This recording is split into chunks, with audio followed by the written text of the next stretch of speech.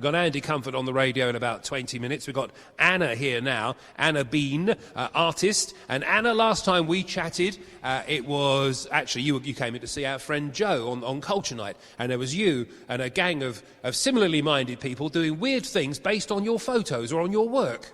Yeah, that's right. Tainted Love.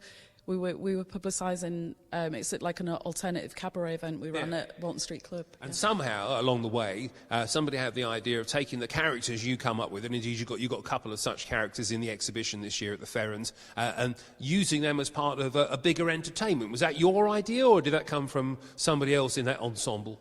It's been quite an organic process over the years. I mean, I sort of dress people up in costumes, and I'm quite into making people into animals, dress them up in costumes and take photographs. And then it was somebody asked me to do something at Hull Fair and use performers, and then year on year I've sort of carried on working with that process, and then started working with actors and performers, and then I've thought, like, we've kind of found a good group of people to work with, so it's a real collaborative kind of affair. I'm trying to think the first time I met you was certainly going back 7 or 8 years probably, and it was Art Link down on Princess Avenue that way out, and you had an exhibition of your work then. And it's very, I mean, you know, if there's anything to be said for artists and their work, the ones that are more unique are the ones you tend to remember. And I always remember your stuff. Let's have a wander across to the one you've got up on the wall here. I think it's number 73. It's is it Arbus Mix-Up? That's what it's called, yeah, Arbus Mix-Up. Yeah. There it is. And up on the wall here. And describe it to us. It's an etching. What kind of size?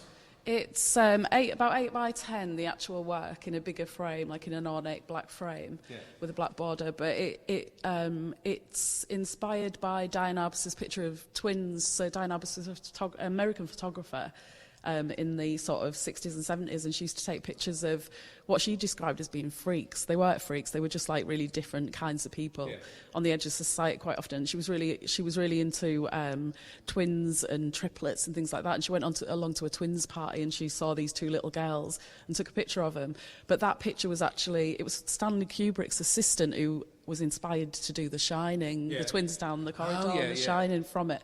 So I've already really loved the picture, but I like the idea of turning them into, I've turned them into rabbits basically. So it's a bit of a mix. I can see that. Yeah, so when I say Diane Arbus mix-up, it's sort of a mix-up between a Diane Arbus picture and maybe an Alice in Wonderland picture as well. No, it's lovely. That's on the wall at number 73. It's for sale if you'd like to come and see that from tomorrow, if you're not invited to the preview tonight, and have that up on your wall there. That's an etching, but do you always work in etchings, or do you work in a variety of ways? I work in a variety of ways, so anything that I want to make something out of. I use the computer a lot and do a lot of digital collage, but this is a new print studio that's at the Park Avenue Education Centre, run by Andy Dakin and Lindy Norton, and they do classes there, and this is part of there.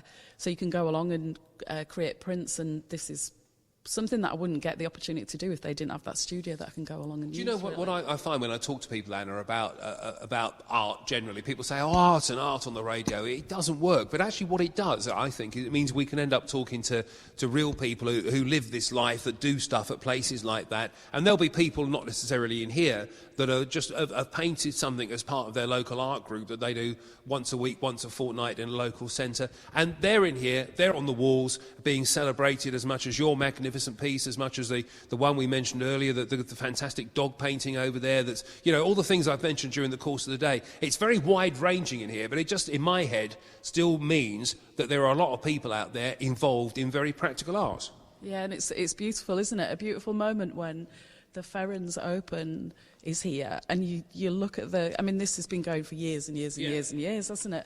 So it's like just how heartwarming it is that all these people make this art. It's beautiful, and the opportunity to exhibit it in a place like this as well is fantastic. Yeah, so that's come up a couple of times today. People have said, isn't it magnificent that, you know, you can be the sort of painter that spends a little bit of your leisure time painting and end up on the walls here. I think that's wonderful. Is there anything, just while we're standing here in Gallery 4, because you won't have seen this, I'm guessing, before today. Is there anything that leaps out of you that you kind of think, oh, that's really cracking, that's a good image? There are that dog definitely stood out. That's an amazing piece of work. We mentioned the dog earlier. It's an oil painting. Number 64, I mentioned it before. Here we go, Jane Beherrell. And I mean, it's just, I couldn't even tell you what sort of dog it is, but it's a whippet-like dog. It probably isn't a whippet. But the incredible discipline to paint something like that. I really like, I recognise this. I think this is Martin Loosely.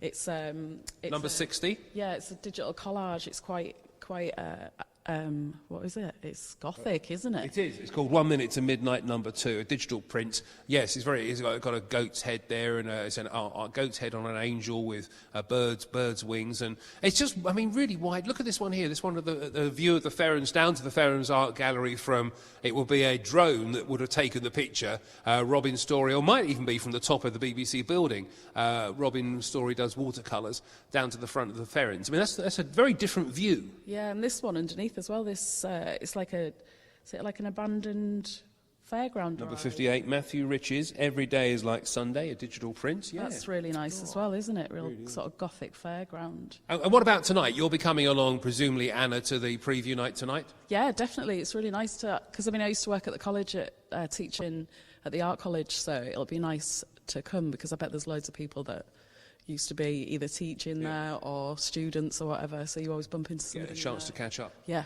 yeah. Right, wonderful. Yours is for sale. I hope it sells, and I hope your other projects go particularly well. But if we don't see you later, we'll see you soon. Thank you. Nice to see you, Anna. Thank you.